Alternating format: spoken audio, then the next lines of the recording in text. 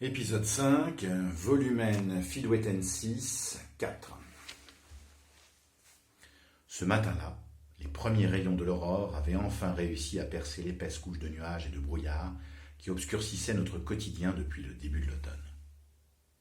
La cour du monastère bruissait de nos préparatifs de départ. Menés par Yarnock, une demi-douzaine de cavaliers s'apprêtaient à prendre la route. Ils encadraient un chariot de voyage, à l'intérieur duquel Convoyons et notre mystérieux visiteur avaient pris place. Souhaitant ménager ma jambe, je décidai d'abandonner ma fidèle mule et de m'asseoir aux côtés du charretier, un vieux soldat qui avait oublié de longue date ce que sourire veut dire. Nous prîmes la route du sud, jusqu'à la rivière Hult, où des passeurs expérimentés, mandatés la veille par notre intendant, nous attendaient pour nous faire traverser. Notre voyage se déroula sans encombre, et en milieu de matinée, nous étions déjà en vue de l'ancienne cité de Durécy. Bâtie sur un gué qui reliait les deux rives de la Visnonia, elle avait été abandonnée quelques siècles auparavant, faute de remparts pour la protéger des grandes invasions qui avaient précédé la chute de l'Empire romain. Les nombreux vestiges encore visibles témoignaient cependant de l'importance du lieu et du savoir-faire des bâtisseurs qui les avaient érigés. On avait même pu consolider quelques ruines en assez bon état pour servir de gîte aux voyageurs traversant la région. Suivant les instructions que l'on nous avait données, nous nous dirigeâmes vers l'entrée du camp perché sur un promontoire surplombant le gué.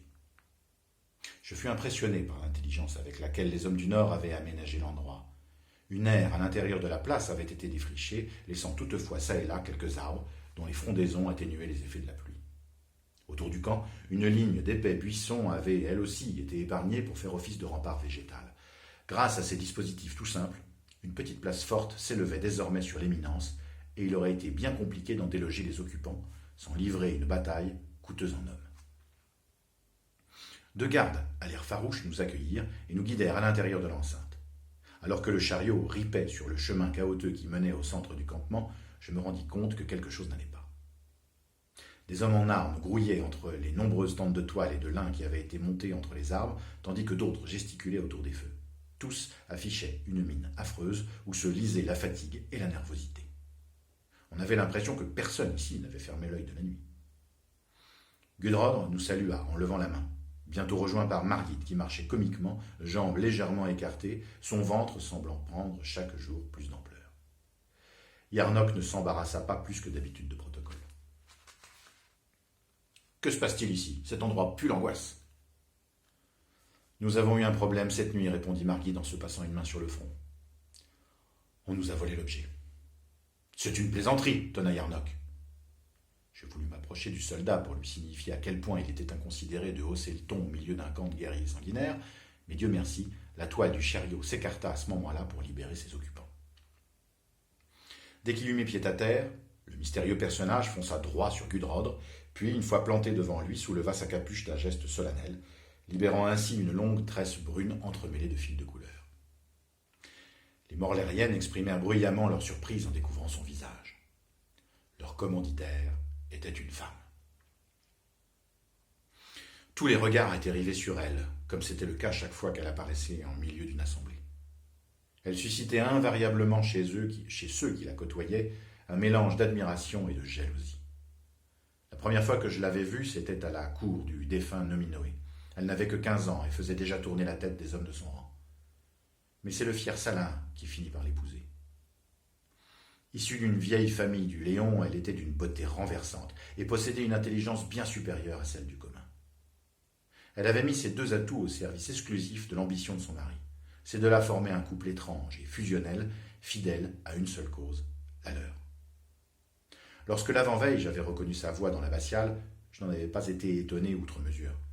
Car il faut que tu saches, lecteur, que dès que l'on ourdissait un complot à la cour, il était rare que le nom de Salahin ne soit pas évoqué. Les rivalités avec son cousin, le roi Erispoé, s'aggravaient au fil des jours, et le roi des Francs lui-même soufflait régulièrement sur les brandons d'un feu qui couvait et qui ne demandait qu'à s'embraser. Je savais Salahin occupé à pacifier les terres que Carolus II lui avait récemment concédées.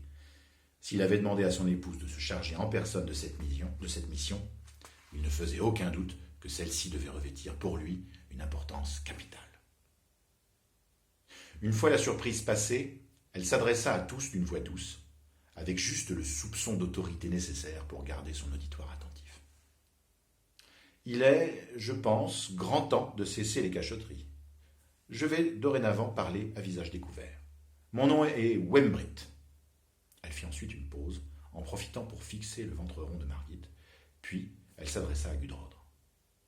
Maintenant que les présentations sont faites, accouche de tes explications, je te prie. J'ai hâte d'entendre ce que tu as bien pu inventer. Un sourire mystérieux éclaira son visage, accentuant la sensation de malaise qui enflait à chacun de mes battements de cœur. Gudrod reprit peu à peu contenance, et grâce aux éclaircissements apportés par Margit, nous comprîmes qu'un inconnu s'était introduit dans le camp pour s'emparer de l'objet, n'hésitant pas, pour ce faire, à égorger l'homme qui le gardait.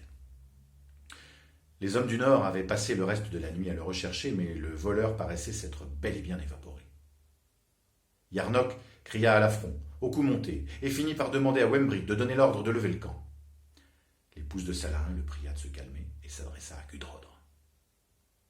De deux choses l'une. Soit cette histoire est un mensonge, soit c'est la vérité. Mais dans un cas comme dans l'autre, si je n'ai pas l'objet, il est bien évident que vous n'aurez pas non plus votre gaffole. Gudrod encaissa le coup. Il s'apprêtait à répliquer quand l'un de ces hommes, un chauve au regard cruel, hurla soudain quelque chose en nous désignant d'un doigt menaçant. Margit traduisit aussitôt. « Il dit que c'est vous qui avez organisé ce vol pour ne pas avoir à nous payer. »« Comment ?» cracha Yarnock, qui s'avançait déjà, prêt à en découdre. « Qui es-tu pour nous accuser ?»« Je m'appelle Falky, fit-il avec un accent qui ressemblait fort à celui de Gudrod, ce qui nous fit comprendre qu'il avait lui aussi certainement bénéficié des leçons de Margit. « Et pourquoi aurions-nous fait cela, Falky » intervint Wembrit, souhaitant visiblement apaiser les choses. « Cette relique nous est bien trop précieuse pour tenter une telle aventure. Le risque d'échouer et de vous voir disparaître à tout jamais avec l'objet aurait été bien trop grand. » Convoyant s'interposa, endossant une fois de plus son costume de diplomate. « Madame, j'ai tendance à croire que les Morlériennes, qui n'ont rien à gagner... j'ai tendance à croire les Morlériennes qui n'ont rien à gagner en inventant une telle histoire. Nous devrions peut-être réfléchir avant d'accuser et d'agir inconsidérément. Commençons par le commencement. Pouvez-vous me dire combien de personnes étaient au fait de cette transaction ?» Les yeux sombres de Wembrit se mirent à briller. Son intelligence vive lui fit instantanément comprendre où l'abbé voulait la mener. « Uniquement des gens de confiance. Insinueriez-vous que nous aurions été trahis ? Admettez que c'est une éventualité qui est très difficile d'écarter d'emblée. Notre monde est si instable. Venez-en au but, l'abbé. Que nous suggérez-vous de faire ? Nous devrions commencer par enquêter pour trouver des réponses à cette énigme. Fidouétaine, acceptez-vous de vous charger de cette investigation ? Votre sens de l'observation et vos capacités de déduction hors pair vous désignent d'office pour cette mission. La demande me surprit quelque peu. Mais pour une raison que je t'expliquerai plus tard, lecteur, je ne me fis pas prier pour donner mon accord.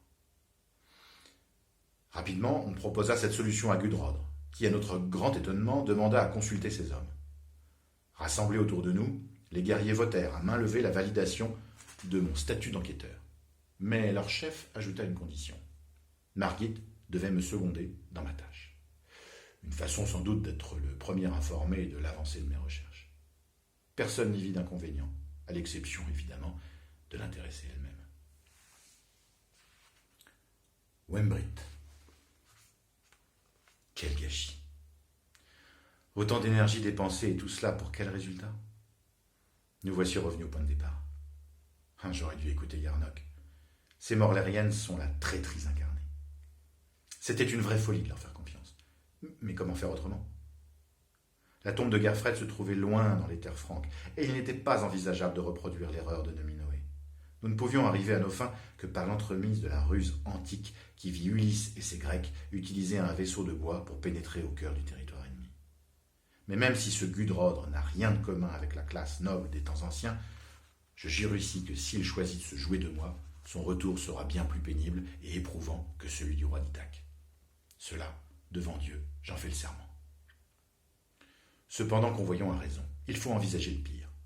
Car les espions de ce diable d'Erispoé sont partout. Il n'est pas impossible que l'un d'entre eux soit responsable de la disparition de l'objet.